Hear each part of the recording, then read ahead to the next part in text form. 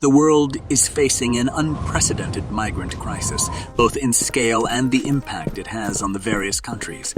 Cities like New York, Chicago, London, Paris, Berlin, and Stockholm, and many more, are feeling the financial pressure exacerbated by the lack of federal assistance. Many politicians still argue that migrants are the solution to labor shortages and our economic problems. However, immigration has become a hot political topic, leading to the rise of populist candidates. What is the economic impact of immigration, and is immigration really the key to solving our economic problems? It would have been nice if we could answer this question with a simple yes or no, but unfortunately, it is a little bit more complicated than that. There are too many variables at stake here that define a simple answer, because migration brings in its own challenges. Worldwide, there are more people displaced than ever before. So how can we address this issue effectively? Firstly, and that should not be underestimated, governments should acknowledge that there is a fundamental crisis going on. And a crisis means that you have to be in a crisis mode. And a crisis costs money. A lot of money. Germany, for example, spends over 35 billion euros per year on immigration. These overall costs cover reception, housing, migration registration, educational support for children and youth, and various social expenses. In France, this is even higher, with an annual spending of 45 billion euros. To put this amount into perspective, this is 4 times more than their Justice Ministry's annual budget. The idea that countries could have a generous system of welfare, health, and education and allow the entire new population to access those benefits is mathematically and financially impossible. These are very, very complicated issues to manage. But from an economical point of view, it is pretty logical, actually. It makes sense. Imagine if the United States, or Europe for that matter, took control of a country with around 20 million people. It is a misconception that they suddenly would have 20 million extra workers available for jobs. Immigrants typically continue working in their existing professions after migration, as dentists, mechanics, restaurant workers, medical staff, and so on, rather than suddenly becoming available for new jobs. And secondly, globally, it's almost always the case that a new immigrant uses about as much work as they contribute. Like all human beings, we all need to go to the dentist or get our car fixed when it is broken or go to restaurants where we are being served. All things people rightfully do in order to maintain a comfortable standard of living. Then you might wonder, what is it then that migrations creates? Lower wages indeed. So where does this idea come from? To understand that, we need to look at the types of immigrants coming in. Based on their migration decisions, immigrants can be categorized as either voluntary or involuntary. Voluntary migrants move of their own free will, driven by personal choice and attraction to pull factors such as economic immigrants, people who move to another country primarily for employment opportunities or to improve their economic situation, skilled and unskilled temporary workers. Countries often have programs to attract individuals with needed skills or grant temporary visas for seasonal employment or to fill labor shortages. Family-based immigrants who migrate to be reunited with family members. And students who move to another country to pursue higher education or vocational training. On the other hand, there are involuntary migrants who are compelled to move against their will, typically due to push factors forcing them out of their original location, such as refugees and asylum seekers, who are forced to leave their home countries because of danger like war or violence. They go to another country to be safe. Climate immigrants, people who are forced to move because of things like rising sea levels, extreme weather, and desertification caused by climate change, will also increase. Besides these 2 categories, there are also undocumented or unauthorized immigrants who reside in a country without legal authorization or by overstaying visas, facing challenges in accessing services and legal protections. Our focus in this video lies predominantly on the voluntary migrants, such as the skilled and unskilled temporary workers. So, who exactly is being allowed into the country? For instance, if you let in 10,000 skilled workers like dentists, you'll probably end up with a shortage of other professions like car mechanics, restaurant workers, or medical specialists. But you'll also likely create a market where dentistry services become cheaper. On the other side, if you allow in 10 million unskilled workers, you'll have an abundance of cheap labor in unskilled jobs. However, this might lead to longer waiting times to see a dentist for everyone involved.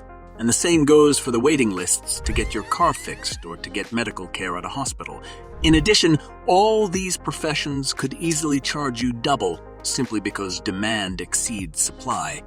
In simpler terms, you're actually making the shortage of skilled workers worse, and at the same time, you're creating too many unskilled workers, which pushes your own unskilled workers into earning very low wages, close to poverty levels.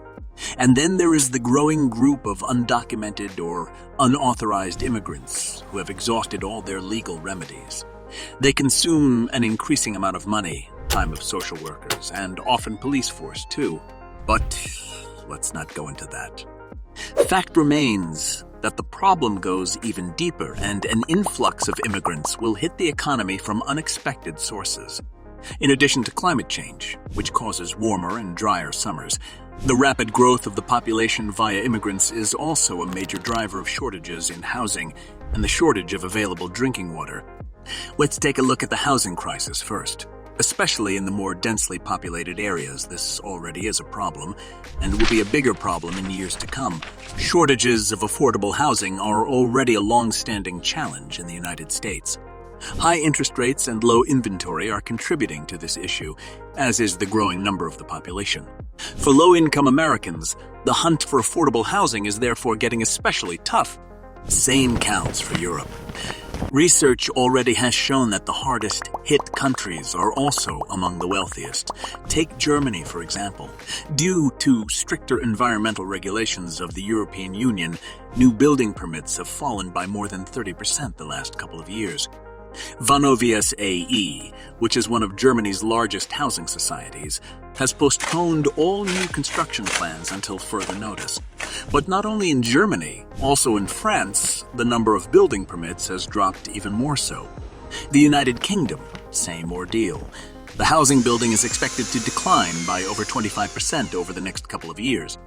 However, it is Sweden that takes the cake because it is facing its worst downturn since a crisis in the 1990s, with a construction pace of less than 35% of what is deemed necessary to meet demand. It is even that bad that a crucial project to manufacture battery cells for electrical cars and reduce the region's dependence on supply from China is threatened to be stopped by a lack of housing for the newly arrived low-cost employees. Furthermore, the pressure on housing also threatens to widen social disparities as people are forced to spend more of their income on housing. Attitudes towards migrants in general deteriorate further as they are increasingly seen as rivals for scarce housing and jobs. Stories of tenants who, by law, are forced to leave their apartments to make room for immigrants are no longer an exception. And if you have watched our video on how Europe's climate anxiety empowers China, you would know that the ever-increasing stricter rules and regulations of the European Union causes industries to flee to the more low-cost countries like China. So, it is not only rivals for scarce housing, but also becoming rivals for the increasingly scarce low-cost jobs. In all, population growth is increasingly impacting the most fundamental aspects of existence in the Western world. With a net increase of almost 4 million people per year in Europe and almost 2 million per year in the United States, it is with the best of intentions nearly impossible to keep up with this growth. And even if housing is constructed, there's also that risk of not having water coming out of the tap in those homes anymore.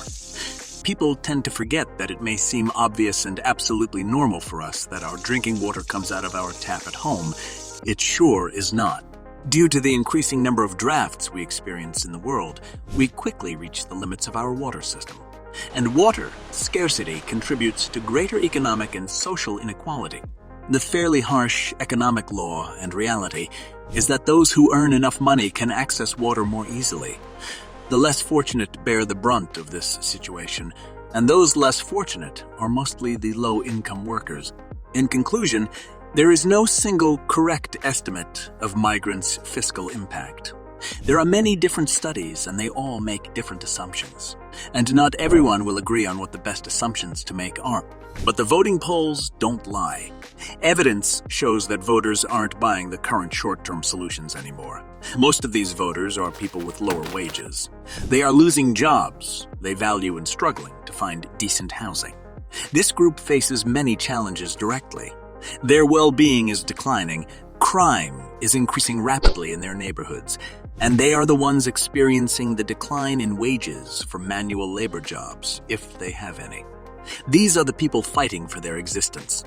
Keep in mind that some European countries already have a 40% unemployment rate among young people who are mostly relatively unskilled. In the United States, it's nearly 8%. This large group has been completely ignored by those in charge in many countries. Now, these leaders are shocked to see populist politicians gaining momentum. Surprisingly, they have no idea how this could have happened and are completely puzzled. Unfortunately, the most dedicated globalists won't be deterred by this. They view voters as an obstacle rather than a group to serve. Earlier in this video, we talked about the issues the European Union faces when industries move to countries where labor costs are lower. We didn't discuss it further in this video because we're focusing on global issues. However, we have another video specifically about the European Union and China, which you can find by clicking on the screen now. Thanks for watching and take care.